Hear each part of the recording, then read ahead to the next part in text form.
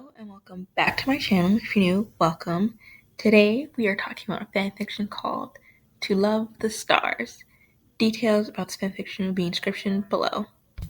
This is a reveal gone wrong with Danny being severely injured because he was captured, experimented on, tortured, the works. And as he's like slinking away in like kind of like an alley, that's where Jack finds him. And as he's like begging him like to believe like it's him, he's like, Dad, it's me, it's like I'm not evil or anything, and Jack's obviously like, he's like, this is the first time he's really looking at him, and he's like, he's like, oh, you look a little too much like, like my son. And that's where he finds, Danny's phone in his pocket. So Danny passes out and he wakes up, he's like, back to normal, not Phantom anymore. And this is where they finally have the talk. And he's like, where he finally explains to him how this happened, like the switch being inside, how he basically died inside the portal and it turned him into this. And Jack is like now racked with guilt and shame because how did he never notice this before? And it was his carelessness and his experiments that got Danny into what is happening now. And not only that, he said over and over again, like right in front of him, how he wants to basically kill him and tear him apart. And all the experiments, how all the little safety measures, and how the tech ghosts and they pick up Danny and they just think, oh, they're malfunctioning, and then even then never thought to do anything with it. And so he's heartbroken at that, and so they hug it out. He's like, I'm so sorry. And it's the first time he's really seeing, it's like this is my child that I'm hurting. And Jazz comes in, she's wary because it's like, this is her brother, she's willing to do anything to protect him. It's like, explains though, like he knows, taking it well. And so they all three of them hug it out. And so Jack's like, now they gotta tell Maddie. And so they're thinking, okay, we'll sit her down, be very serious, they'll talk it out, they'll disable the little features of the house, and rebuild the trust in their kids. Because it's clear, like, they have the mentality of it's them against, him and Maddie. Not even, like Jazz came in ready to fight for her brother. Not, like, if it came down to it, wouldn't hesitate. And so it's clear because over the years everything is built up. It's like, it's that trust is like gone. It's not there anymore, right? And so they need to tell Maddie. And so when they do finally tell Maddie, she comes in, she's first thinking, because like she's never seen Jack so serious, which makes sense. He's never serious. Jazz is comforting Danny because he's all nervous. She's just thinking, okay, well maybe he's just coming out finally, which like, I mean, if it's obvious, I don't think he'd have to go anyway. But no, and obviously she tells she reacts on instinct, immediately bringing out the laser lipstick and shoots him. And then we go into where they are now. Just immediately skip over it and we go into where we are now, where Jack and Danny are living in Gotham. Jack is working at Wayne Enterprise and he's a new, so I'll say intern, not an intern. He's one of their new engineers there, and very bright, and he's caught their attention because he's very, he caught Bruce and Tim's attention because, they ask him to meet with him. And it's like, oh, everything's great, and but to look at some of his designs, and some of it looks like it's made in collaboration. And of course, it was made with Danny. Danny, at this point, it says, because this is where we're gleaming like what happened during that time, right? This is literally the next chapter, is that Danny never leaves the house. Like, even if he could, he doesn't want to, which is where we find out, like, because Bruce is, and Tim are like concerned. It's like, he doesn't, like, they live in an apartment where it's not really like accessible like at all for the disabled, and like they couldn't because they couldn't afford one, and so even if it was, Danny wouldn't, he probably wouldn't leave or anything. But that obviously worries them, because it's like even if he wanted to, like, he couldn't, because he's disabled. He's like, the apartment sucks, he can't do any of that. And so immediately he's like, so Bruce is like, so healthcare. He's already gave them more healthcare, gave him a raise. He's doing how it works. But I find out like Danny, is so like he's pretty smart, and they do kind of offer like, oh, maybe like interns. Like he doesn't leave the house even if he wants to. Like even if he could, wouldn't. And they look a bit. They don't look deep. Like they're like investigating someone. They just kind of look on the surface of what happened. Jack's a widow. The cover story. This is clearly a cover story, but Jack's a widow. Jazz and Maddie are dead, and Danny was in the front seat, and he watched. What was it? Oh, Maddie had died instantly, and then he just kind of sat in the car because he couldn't go anywhere. So he was in the car as his sister slowly died, and he watched. And before rescuers could get to him, which is their cover story. Not true, but a little something. And obviously, because looking at the pictures too is very clear, like from what Jack's described, these are very old pictures of Danny versus from what he looks now, which he doesn't really explain, but it's clear from the background that they read, he's probably heavily scarred, and it's very clearly disabled. And they even kind of joke about looking at the earlier pictures, like he went in prime adoption bait, but he's got parents. Still doesn't, because they joke that Stephanie had parents too, didn't care. Still adopted her. Scarecrow ends up attacking the building, which leaves Jack, Damian, Tim, and Bruce stuck in an elevator, which leaves Jack kind of nervous because, they're Waynes. Very kind of high on the list of targets. So, and he's trying to lay low, not draw attention to himself. He doesn't need that on Danny. They've just escaped. Really don't, like, from what? Don't know. I mean, it's pretty easy to guess, but they don't need like that type of attention. And then because he has some of the tech on him, even without it though, Danny could very easily track him down. Nothing like his signature. But so it was easy for Danny, who she clearly transformed to Phantom, to go after, because Dad was in trouble at least. And Jack knows this because he can kind of, he knows what to look for. When your ghost, it's like, oh, just cold spots or whatever. But he knows that's Danny. But the elevator immediately starts falling, right? His head bounces off the wall. Immediately, it's like, ooh, he might have a concussion. And so the elevator starts falling.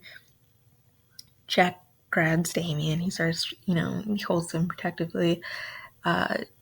Bruce says to him, and as they're falling, it's like, he's calm, right? Because Danny's obviously kind of there. And so it does end up stopping, and it also ends up going back up, and now they're in like a safe-ish place where they can get off the elevator. Doors don't open, but still. And, Damian feels like the cold, Jack also feels it, which, Damian just is cold, but not knowing to look for. But Jack knows that's Danny.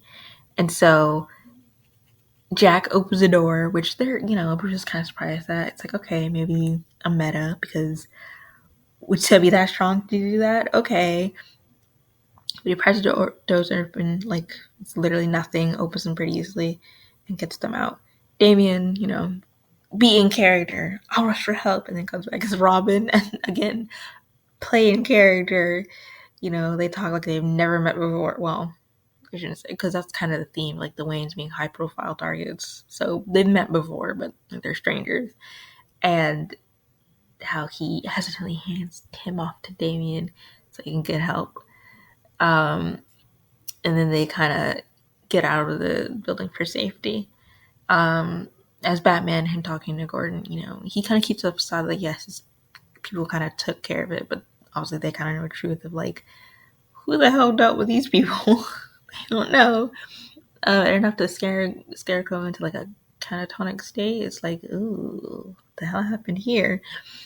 And so Damian kind of starts looking into the Nightingales a bit more, right? He starts looking at Jack. Not too deeply, but just like a bit deeper than the others, where he's like, maybe this new meta was like, has something to do with Jack. Because obviously, he himself is kind of one to pry the door open, but they, theories thrown around and everything.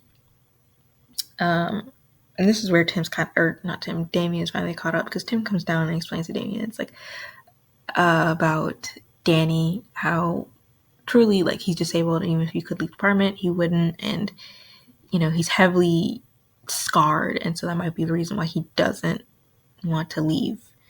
And obviously they're in Gotham, so they all have the same thought of, like, it's Gotham. No one, plenty of, people look a certain way, plenty of people walk around with scars and the like, so no one's going to care. But they're not from Gotham, so, why would they kind of know that?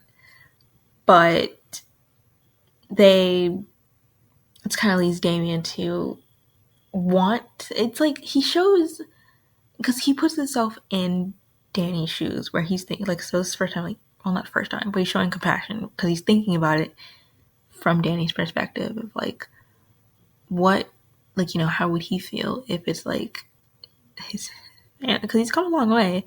It's like, how would he feel if his entire family was just kind of gone the next? Might even watched it, too. It's like, he wouldn't know what to do. Bruce ends up going to Barbara for help, because again, he wants, their apartment isn't like very friendly towards Danny. Can't really access anything, so he goes to Barbara for help. They don't really, at this point, like, they don't know, like, they just know he's disabled, but they don't know if it's like maybe crutches, maybe he's in a wheelchair. It'd be kind of rude to ask, so they don't really know. So renovating a different apartment, they want to help in any way they can and to make it as accessible as possible to, like, maybe any disability he might have. They even pick out, like, and Damian goes along with him, and he picks out apartment specifically for him, right? The entire complex will be rented out, but they pick out an apartment specifically for both of them. Damian does, because he looks out the window. It's like, if he's stuck inside all day, like, this would be the best view for him, because it's probably, he hasn't seen much, and he's just kind of bored, stuck inside all day. At this point, Danny's just now graduated. It's nothing how he imagined, obviously. He's not walking across the stage. There's no friends. His family is kind of gone at this point, right? I mean, this is where we start gleaming notes from the past. Jazz, yes, is actually dead. So it's like, oh, okay. It's like, so that part's actually true. And at this point, we're like, okay, well, what about Sam and Tucker and, like, everyone else? It's like, oh. As we slowly get some more knowledge of that, it's a bit sad. Honestly, I thought Sam would be dead, but he's happy about this, and Danny kind of puts on like a brave face, because he's not, again, not how you imagine it. So he's not exactly happy, not sad, but he's just like, eh. But he does put on a brave face for, Jack, because, and this gets him, like, very excited, and he's very happy. Tim catches on, and this is where he offers an internship. He makes sure, like, he stresses, like, it could, like, an at-home thing. He doesn't have to leave, to make sure, like, he's comfortable. No need to force him out of it, clearly. No need to traumatize him further. And, Jack encourages him, because this could be, an opportunity for him, to truly, make a reputation for himself and everything. And, he's very wary at first, obviously. Vlad, there's a warning with that, which he bought the cover story. Everyone in Mini Party thinks they're all dead. So Implied bought the cover story, but they're still very wary because, like, this rich old ass person, it's like, let's hope he doesn't catch on to anything else. But he does run in a socialite circle, so maybe, hopefully not. But Danny ends up accepting because he's read it over and over again. No hidden clauses, nothing. So he finally accepted. At one point when Jack's about to do a presentation on an invention, he ends up forgetting a very important part that he needs for the presentation. Bruce says Damian could go over, and Jack calls up Danny to warn him to, like, tell, it's like, oh, he's coming over. He makes sure to stress and reassure him, like, he doesn't have to invite him in, doesn't have to, like, open a door all the way, just, slip in the part and be done with it. Dan goes over, he makes sure to announce himself, like, he's here, and again, the compassion hits in, because it's like, that sounds like a nightmare to be trapped in a car, and, like, losing, like, your family, except your dad, it's like, that's a nightmare he can't imagine ever going through. So once he gets the part, he does take a chance, and he's like, basically to have lunch with him. He doesn't invite him out or anything. He's like, he'll grab lunch, come back here, and they could just, like, sit in silence, him outside the door and him there as they have lunch. And Danny agrees. He has no idea why he does this, but he's like thinking maybe he'll just forget, like, it's like, as soon as he goes back to that, like, he'll forget, because this interaction probably meaningless to him, and maybe it's for the moment. He doesn't forget, obviously. He ends up sitting outside. Obviously, he comes back, he ends up sitting outside, and they have lunch. He doesn't force anything. He doesn't, just to make sure he's comfortable as possible. But by the end of it, he does suggest, like, maybe they should do this again. Again, doesn't force it, but Danny, for whatever reason, he doesn't know, again, takes a chance, and they end up exchanging numbers, because his voice, which Damian notes, is very rough, and it's not until he, sees him later that he kind of, like, it's like his, like, something clearly affects in talking, and so he's very much comfortable using sign language, which not yet, because I haven't met face to face, or texting. But through this, he does, texting him, he does ask, like, why? And, Damian explains, like, well, when, it was just him and his mother, he was also very isolated, he was very lonely. Like, his mom loved him in her own way, and then finally came to Gotham. It was like a different change, where he finally experienced family and having friends. A very sanitized version of what was happening in his life. And so this sparks their weekly hangout lunches that they do, and it goes on for like 3 months, right, until something kind of big happens. But during that time, Tim and Bernard engaged. Fantastic for them. Jack finds out. He's really happy, because, of course, he's really happy for Tim, because he's going to like the Waynes and everything. They really do take care of, him and Danny, extra money, great, and, and health insurance. So he's grown fond of them. So he's really happy for Tim, but he's also, it's kind of sad, because he notes that that's kind of ripped away from Danny, that Danny might never experience that type of love. Everything has been taken away from him.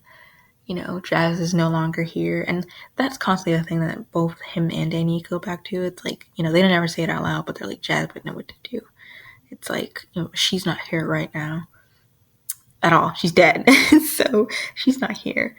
But Jack thinks, like, at one point he thought maybe him and Sam could have been, but he's like, that'll never happen now. If anything, if he ever finds, he's like, it's on site when I see her, which this isn't the first time that it's been implied that Sam in some way has betrayed them, which is like, how, what now? And because like even when they're back, they refer back to Amity, it's Val and Tucker.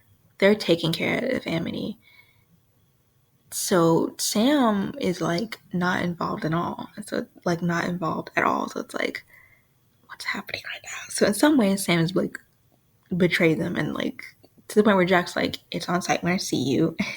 And for Danny, he's just like, his core aches whenever he thinks of her. As Damian is like walking up to the apartment for another, they're normal by now. It's been 3 months. Their normal lunch. Danny doesn't answer. He also doesn't hear anything. He gets really worried. He has a bad feeling. Calls up his dad, calls up Bruce. It's like he's worried. So Bruce ends up going, he talks to Jack. He should be inside. No appointment, nothing. And so Damian's like, so Damian doesn't go inside, and he finds Danny on the floor passed out, right? His wheelchair's tipped over, he's out. And so he's immediately like, he's not panicking because he knows stay calm, in the situation, but he is like almost like nervous, like, because this isn't like any of his other friends, which are like, also other heroes and vigilantes, right? Where it's almost normal for them to be hurt if they are, it's usually never that bad, but if they are hurt, it's like part of the job. But a completely civilian, it's like, this shouldn't be happening, right?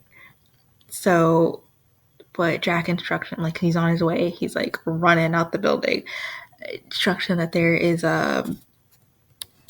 a health kit under the, like, in the cabinet, and that there's medicine inside for him. So he ends up having to inject, so he has it, and injecting it into him, because, he's worried at first, like, do I call the ambulance? Pulse is slow, real cold, like, it's normal, don't worry about that. He should, give him the medicine, and if he doesn't wake after 5 minutes after that, then we'll have a problem. But he's running out. He makes sure he moves him to the couch to make sure he's like real comfortable. Danny kind of slowly starts waking up, and he's not like completely conscious or anything, but like he's aware enough to know that that's Damian, and like he's in the apartment. It's like, oh no, like he's seeing him all, like, deep scars all over his face, throat, like everything. And so he kind of tries to turn away, but Damian's unfazed. Again, he doesn't care. He's unfazed by all this. And, Tim had called him, and he's kind of coaching him through, because again, it's one thing for like, okay, Colin is injured. Cool. Part of the job, really. Not that there's much that could hurt him, because half Kryptonian. But even if it is, it's like part of the job and everything. So there's like a level of like, being prepared to see them maybe like injured, but to have like purely civilian, because Tim knows of this, like getting married to Bernard and everything, purely civilian. It's like to see them this hurt or anything, it's like devastating. So he's like talking through it. Jack arrives, and obviously their lunch plan is canceled, but he leaves the food there for them. And, he thanks him, which he's a little, not embarrassed, but he's a little flustered by it. Damien's a little flustered by it, because it's like, well, he's my friend. I don't have many of those. But he doesn't talking to Dick. Dick doesn't know both of them personally. He's heard about them, obviously. But Damian does ask some advice, because obviously now that he's seen him, he's worried, like, how can he convince Danny that, like, he doesn't care. Like, he won't see Danny any differently now that he's seen his scars. And, Dick, he does tell him that, like, well, he might react a bit badly, he might lash out, he might kind of pull back, because now you've seen him, like, he'll be worried. So Damien's not prepared for this. It's like, okay, you won't take any of it to heart. And so Danny, obviously, from his perspective, he wants to go back to how it was, how nothing, like, Damian didn't know what he looked like. But Damian is just kind of texting him like normal, like, okay, how about we get this next time? How about this? And it's like, and Danny's kind of questioning, it's like, why are you still talking to me? Like, why, it's like, And Damien's just, you're my friend. And, like, you know, this clearly doesn't change anything. The next time that they end up having lunch, Danny's brave enough to invite Damian inside, which, you know, Damian makes sure, like, this isn't, like, rushing anything, or, like, that he's, like, you know, this isn't a spur of the moment thing, because clearly plates are set out, you know, dishes, like, he's prepared. He wanted this. And so they end up having lunch inside. And the next time happens, like, Damian takes a chance to, like, invites him to the planetarium. It's rented out, of course, so no one's going to be there other than the two of them. You know, baby steps. They're rich enough to do it.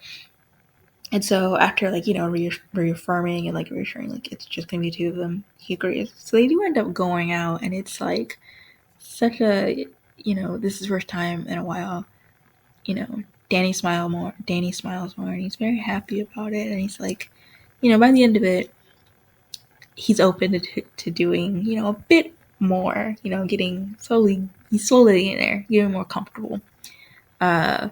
We find that Jack, first off, was working, like, the reason he even applied, you know, to be at Wayne Enterprise, he was taking that chance because, again, they're kind of connected, you know, the Waynes are kind of known, like, the having connections to the Bats, and, like, that's to Justice League, whatever, right? Which made him nervous, and he really, because, again, Kiplo probably doesn't want to attract any attention towards Danny, but he was desperate to gain, like, anything to be able to help out his son, right? Get his hands on anything to be able to help him out. Because truly, building the portal and getting him to the coast, you know, getting him through would be good, right? Hell, getting him to Frostbite would be even better. But as soon as they activate that portal, it's like a beacon was set off and they immediately alert their location. So, like, that's not an option, especially since they have no means to protect themselves. So truly, they're left with just Ecto Dejecto, which does nothing but take away the pain. It doesn't really do anything. Val and Tucker, you know, work at Amity to keep it safe. Everyone's shocked that all of them are, you know, the Fentons are dead. You know, funerals, school shut down for a bit. Now it's back up to normal. Tucker won't talk about it, refuses to. But after showing her, like, countless, like, the GIW are very clearly not your friends. They do not care. They absolutely will kill you if you show that, like, oh, you're a ghost, or like, you know, just anything. Really anything. You're against them, whatever. They don't care. So Val is now, like, she also feels like a certain amount of guilt because obviously she blamed Phantom in the beginning. And Phantom is a completely separate thing, right? Phantom, people learn that he was captured, so people now think he's dead. And after that, a lot of ghost attacks went down immediately because they're like, oh, shit. Because he's like their protector, you know? They played around for a bit and then, like, all right, go back to the ghost zone. But he's gone. It's like, oh no. And so Val feels bad because she blamed him for a lot of things.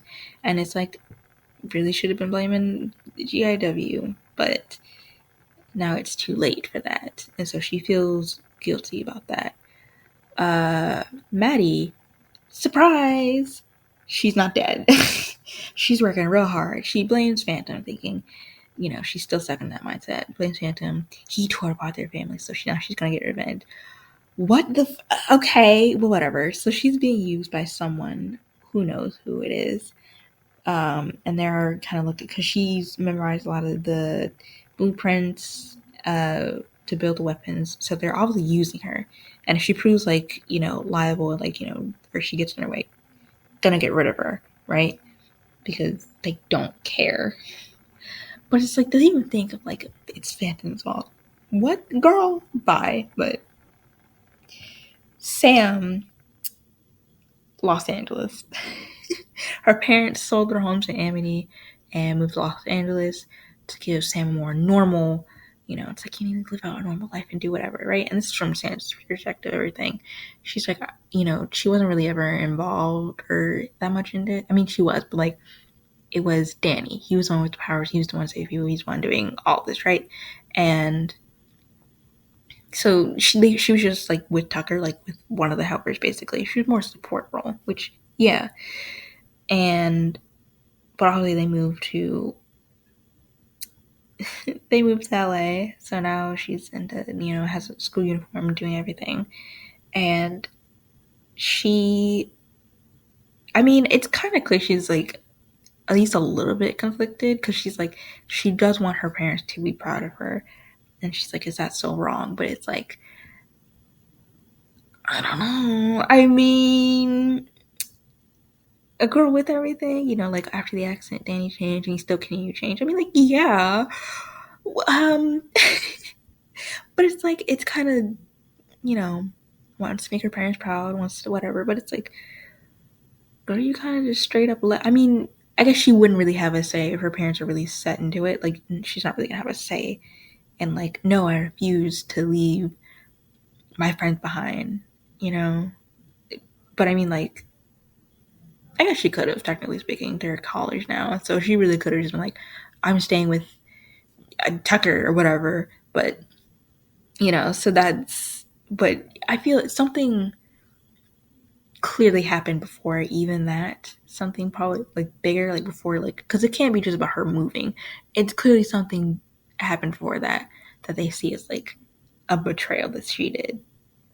There's also a point where Danny does wonder, like, why Clockwork at any point hadn't stepped in. Because it's like, after everything, Jazz is dead, Maddie's very clearly still hunting them down, and they're being hunted down by Maddie, the GIW. Like, they had to move to Gotham. Sam is gone. In a sense, she just nothing to do with them, and leaves Tucker and Val to live with Amity, and now Danny's just kind of alone in Gotham.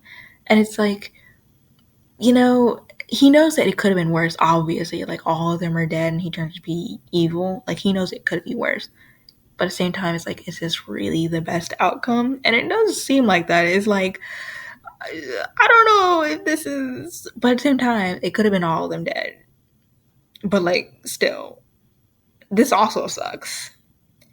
Anyway, that's all I have for today. Thank you so much for watching. And until next time, bye!